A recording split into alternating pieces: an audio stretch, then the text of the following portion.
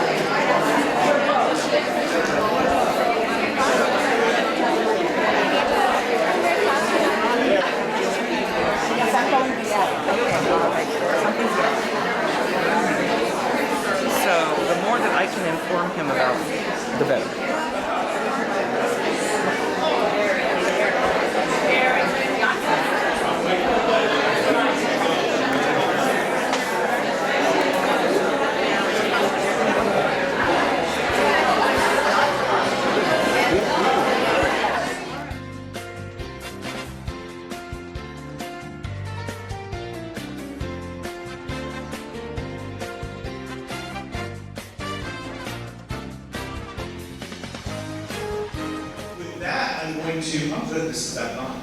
Okay, I can save my voice for shouting at my wife.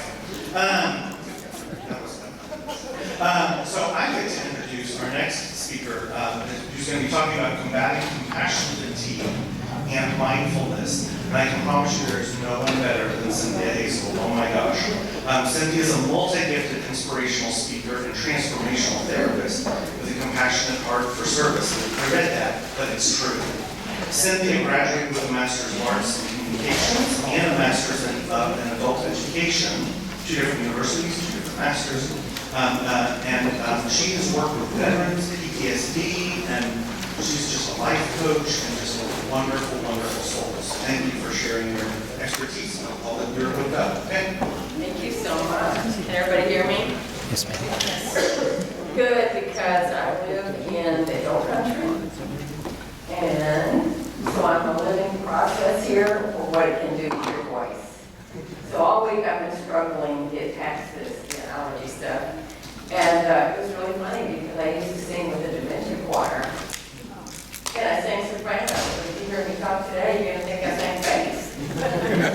So I wanted to pass that on in case I have to stop for a minute or two. But you know, it's amazing what we deal with on a regular basis, and we don't really stop and think about it. But we are confronted with so many stressors, we sort of long to take advantage of it, you know.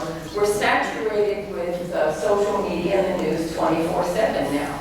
We go through so much, and we've been through the pandemic, isolation, business losses, constant changes affecting us.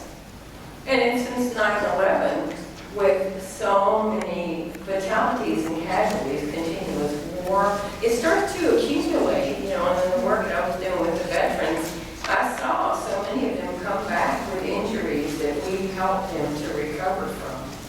And so I do applaud you, what you've done. I've also been a caregiver, and I did want to come and say, there are other ways that we can live our lives through mindfulness.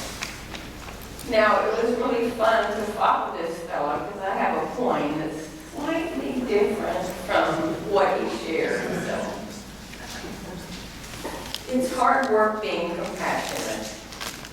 You give, and sometimes you don't get anything in return. Know that you're a strong person and no less a good person for hurting. It's a part of the hardship of caring deeply. You end up hurting a lot too. It doesn't make any of this your fault. You did the right thing. but the pain doesn't make it any easier. You're indeed strong, but know that you too have friends who support you, even if some of them happen to be on the other side of the world.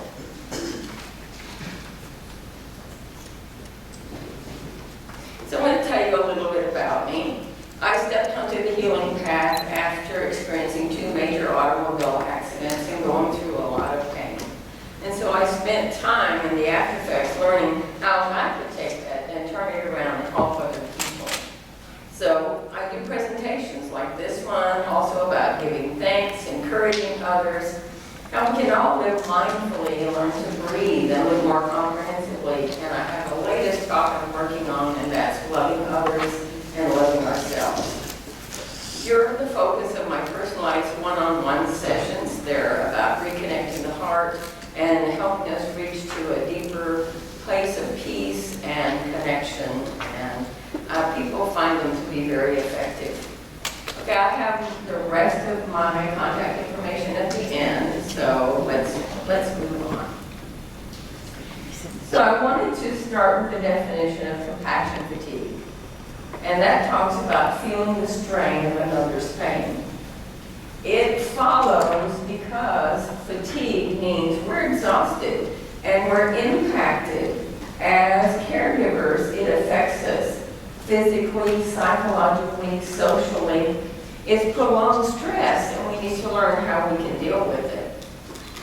But there's another side, because compassion fatigue is also called exquisite empathy, because it calls for the caregiver to pull a strength together within them and provide care that is you're there for the person and really helping them. It's a higher quality level of care. So everybody does have different opinions about this. Kristen Valentin is a New Jersey social worker, and she said, compassion fatigue is when a caregiving relationship potentially results in a deep psychological response to stress, that if you leave it unchecked, the caregiver is exhausted. Regardless, as a caregiver, you're bound to feel compassion fatigue many times or sometimes in your life. And there's a tendency to want to walk away. Look, I don't want to deal with this anymore, I just want to walk away. But I encourage you to embrace it, because by embracing it, you can learn how to take charge of what you're going through. And that's what I'm here to do today, is to give you some tools, some helpful tools along the way. What we need to think about is there is a certain type of person that is drawn into the helping field and the caregiving. And they're usually highly sensitive and empathetic people who are drawn to this, very common and used to giving at the expense of their own well-being. Research has shown, though, that part of the brain responsible for compassion can become overloaded and lead to burnout. All of us probably have experienced burnout at some time. So there are a series of symptoms we can look at and signs. And I'm not saying all of them would happen, but by knowing some of them, then we can have a different plan to step in and do something about it without having to just suffer through. What do we look for? You may find that you're irritated, angry, or anxious. Your sleep patterns could be disturbed, maybe insomnia, maybe nightmares. Joy is difficult, feeling burdened by your suffering.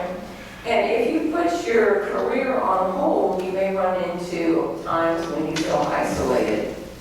Physical and mental fatigue are common. Losing the pleasure of life and building up, bottling your emotions. Dread when you are concerned about how am I going to care for this person, how am I going to go through it. Physically, your blood pressure can be higher.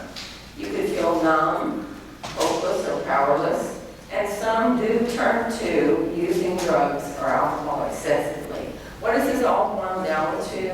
We disregard our own self-care. But the number one behavior I want to share with you that you do want to look for is if you're feeling numb or disinterested, that's going to have a tendency for you to feel guilty. And doing that then puts a real strain on the continual relationship sharing some ways that you can rally without taking a big amount of your time away from the day. Because if we leave this and let it go, then families can be affected. So without realizing, our families don't mean to, but since we volunteer to be a caregiver, they may leave everything in our hands, and sometimes we need a break, but it's difficult to say. So here we are, worn out, dealing with everything, do need some help. Families are busy and they're here, there, and everywhere. And it's common to say, okay, well, who's going to be there for me? Right?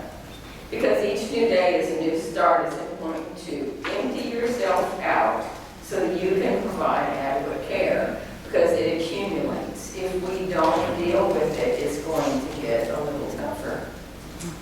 So thoughts of I don't care can become repetitive, and if you ignore all of this, again, it will escalate.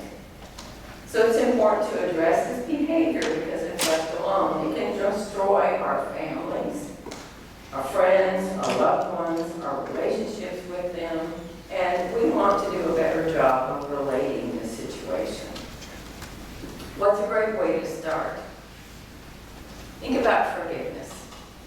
Forgiveness is a great first step because it deepens the connections between everybody involved.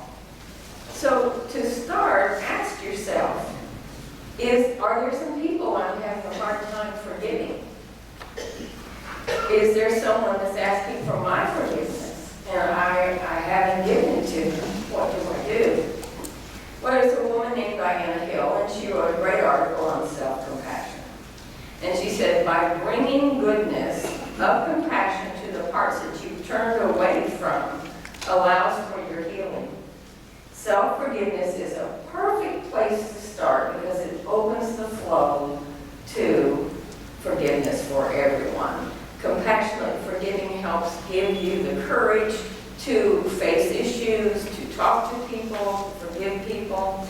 And so what I have for you is a simple 4-step process of how you would begin. Because forgiveness is tough. We have a lot of stories, you have a lot of issues, you have a lot of thoughts and concerns, but let's see how we can flow and begin. The first thing you want to do is get in a compassionate mindset. And the way you do that is by taking a few deep breaths and slowing down your mind and body. And then consider something you're having difficulty with. And then find that place of unforgiveness that is actually residing in your body. Turn toward that pain with kindness and care as you would anyone else if they were hurting. Be kind to yourself and bring warmth and gentleness to that part so it is embraced, not ignored. Now, another thing that helps in step 4 is you may want to start a forgiveness dialogue, and you can do this by journaling, writing everything down, or speaking it. So this is an interesting statement that they put because it's something we don't do very often. But you would insert your own name here, and a sample of what you would say would be, Dear Cynthia, I'm aware of the pain I've caused you, and I feel the hurt the pain has caused. I ask for your forgiveness. Well, how does mindfulness come into this? Mindfulness is a basic human ability to be fully present and aware of where we are and what we're doing. And it's a wonderful way to give us presence and ability and move us through life. You might be familiar with Dr. Kabat-Zinn, and he is the author of Mindfulness-Based Stress Reduction, also called MBSR. And he has created this as a way for you to insert mindfulness into your daily routine. It has been proven very effective for reducing burnout and compassion fatigue and stress. The MBSR program works because it's about being present without judgment. Kind of like the gentleman who just spoke before me, and he was talking talking about flow and being there for the person and not heading into judgment. Well, as caregivers, we want to think about doing the same thing for ourselves. So examples of this would be a meditation, active listening, or mindful movement. So I'm going to give you a compassion fatigue exercise. Hold in your mind the thought that those who have shown you anger and negativity are also suffering. Breathe in the wish to release their pain and unhappiness, and breathe out and imagine them receiving your good wishes. So it's taking it in, thinking about, and send it back out. Using this approach is great because you are sitting on top of what is very negative and you cannot control. You're doing something about it. You're sending good wishes into the world. I've tried this myself and I know it works.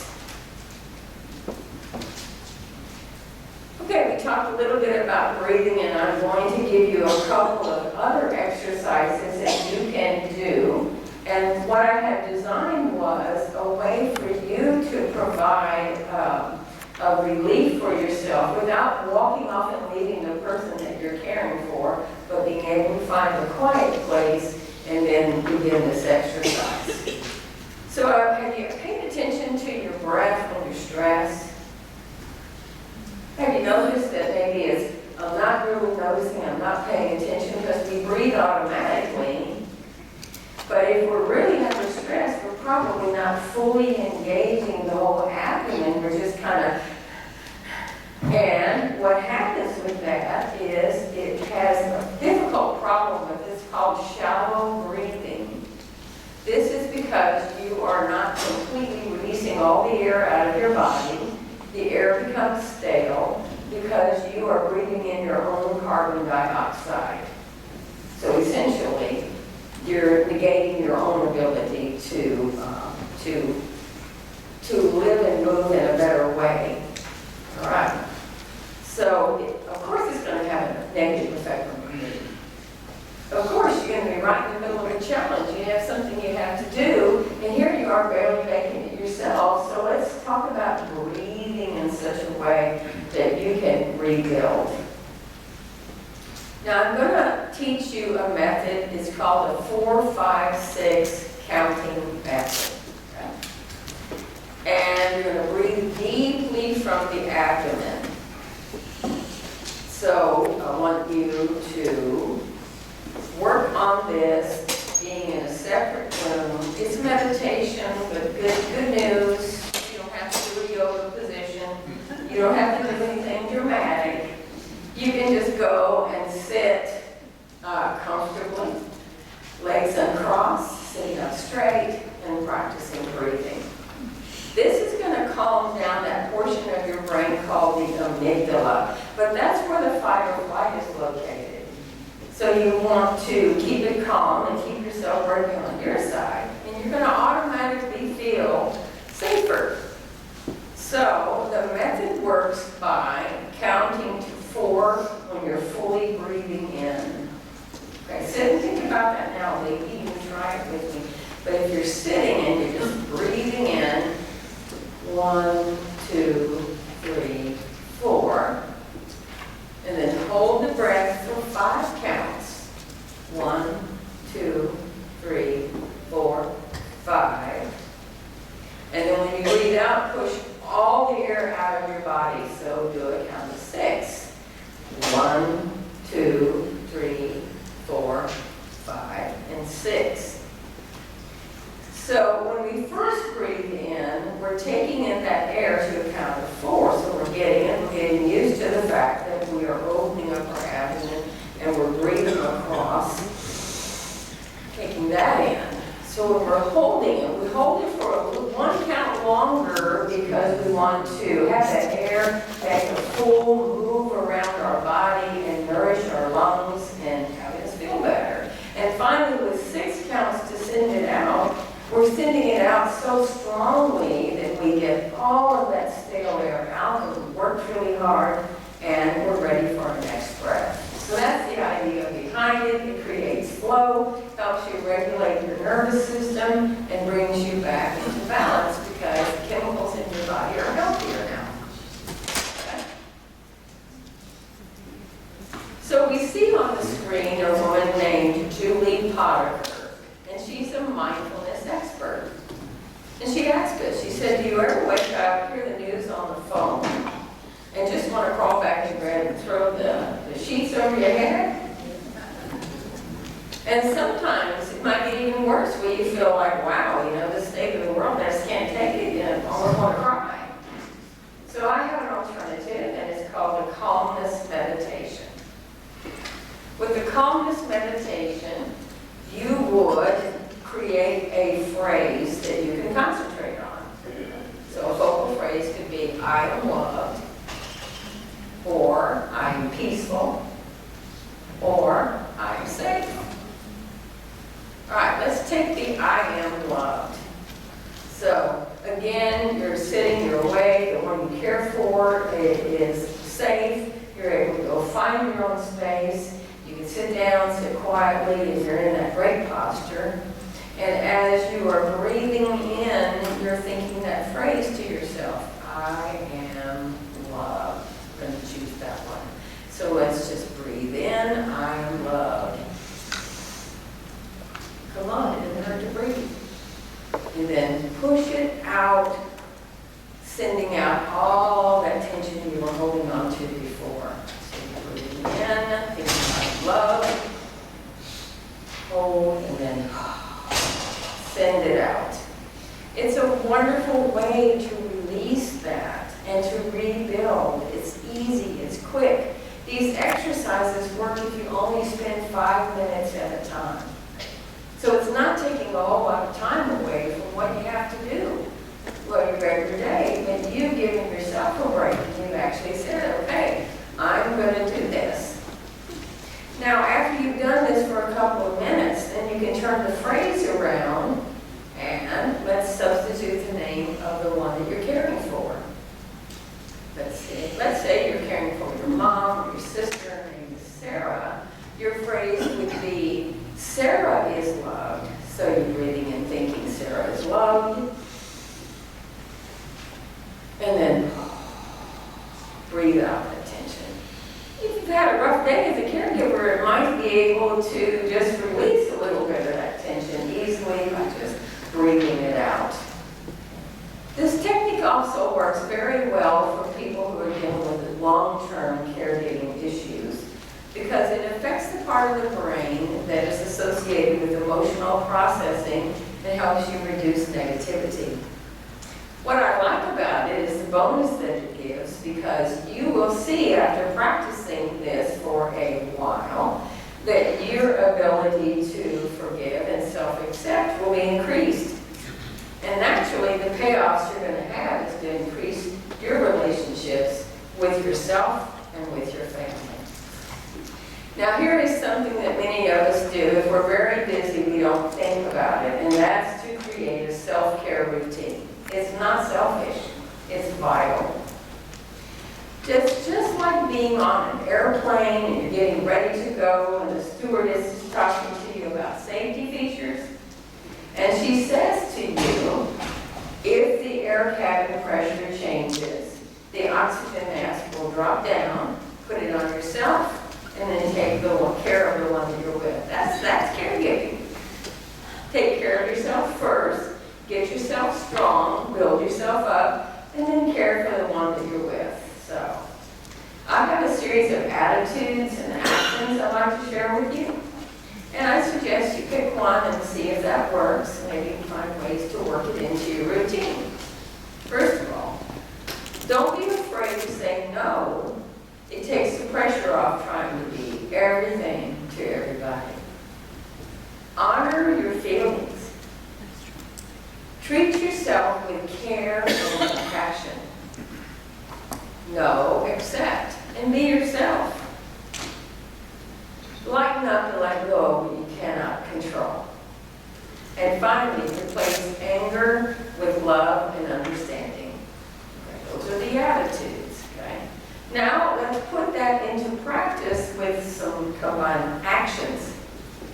It's important important to replace processed and sugary foods with healthy nutritional choices for good balance. Also, maintain good hydration by drinking enough water. I think we could all relate to that. Whether we're caregiving or not, I know many of us are guilty of that. Treat yourself as a friend when you run into a setback or a challenge, and also make time for laughter and play. Do we absolutely enjoy this fellow before us? It's just fun to let go and just enjoy life. So if you have an opportunity to get out in the world and someone has said, you take some time off, go out and do something different, I'm going to suggest to you some things that might help you feel much better. First of all, you could go out for a walk in nature. Plan to spend about 10 minutes. Silence distractions means leaving our cell phone in a different place. And walk through the beautiful experience without talking, without judgment, and paying attention. Well, why would this work? Because nature is a wonderful rebuilder. Okay? As we give off carbon dioxide, nature gives back oxygen, which we so need. It's a beautiful experience and easy to do. Are considering playing board games or watching funny movies that can replenish your energy level. Even a tiny dose of just watching flowers bloom really can build up a person. There's so much beauty in the world, and taking those few moments to enjoy that can really, really make a difference. I know I have some wonderful Christian comedians that I just love to listen to. I love to spend the day listening to a great comedian because it helps me wind down and just relax and let go. So let's summarize. It's important to be kind to yourself. Listen to your needs and do what it takes to be healthy. When you find yourself in save the world mode, be sure to take time to calm yourself, and that way you'll avoid feeling stretched beyond your limitations. Remember to take deep breaths, center and ground, and take time for meditation or quiet thoughts, because Dr. Batson is telling us it's indeed a radical act of love just to sit and be quiet for a time by yourself. I encourage you to choose one of these self-care habits and work it into your routine. And when you feel stressed, finding someone to take care of your caregiving responsibilities and give you a little time off might be all that you need to regroup and refresh. Because devoting time to your own recovery will help make a huge difference in the care that you provide. Okay, ladies and gentlemen, we have seen that mindfulness works. Okay. We talked a lot. I've given you compassion fatigue, examples to recover, played with the concepts, we've discussed relevant solutions. But before we close, I have one exercise that I'd like us to do right now. Okay, if you're by yourself, you can do this in the evening, standing in front of the mirror. But we're going to do it with a partner. So what I'd like you to do, let me give you the instructions and then I'll have you group up. Partner up one-on-one. Get together with your partner. Look deeply into each other's eyes, feeling as grateful as you possibly can, and take turns saying, thank you, thank you, thank you. So let's go for it.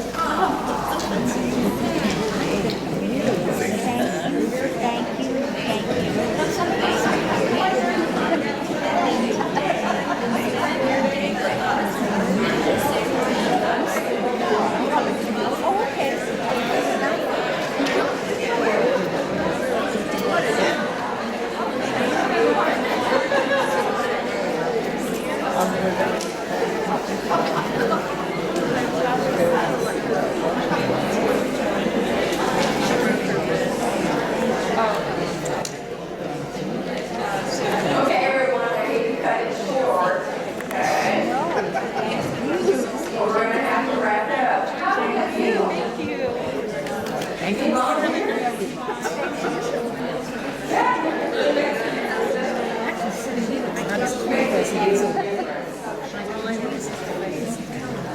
remember the first thing we need to appreciate is ourselves.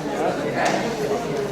Because as receiving, you benefit when you recognize your own contribution. Okay.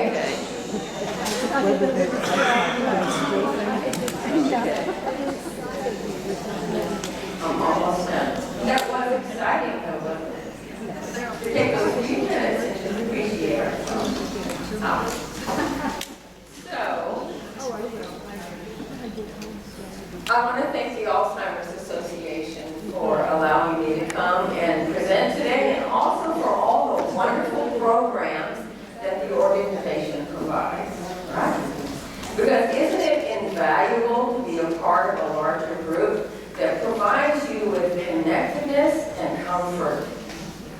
And it also helps you remember you are not alone. Thank you for exploring compassion fatigue and solutions, and spending a little time with me today. If you choose to contact me, you can find me on my website, heartzonehealingplace.com. You can also find me on Facebook and LinkedIn. And on Facebook, I have a couple of group pages if any of you want to join. One is called Grateful Hearts, where I write about what I'm grateful for. And the other is Hearts on Healing Wellness Tips. In closing, I wish you well as you master self-compassion.